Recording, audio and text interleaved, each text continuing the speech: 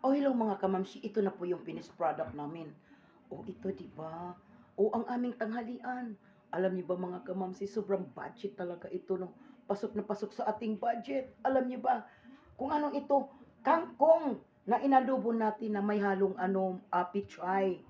Tapos mga kamamsi, ito yung fishball na pinakrispy natin.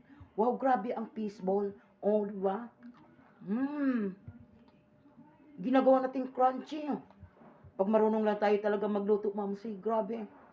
Kung papaano natin pasarapin yung binibili natin na hindi mamahalin.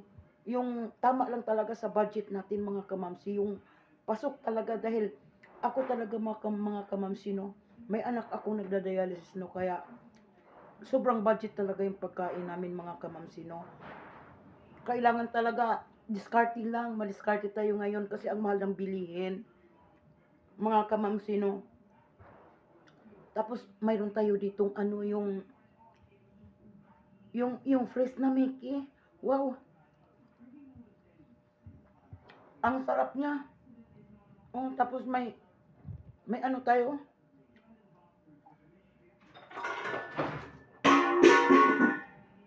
May gulay. O di ba? Para-paraan na lang ano natin.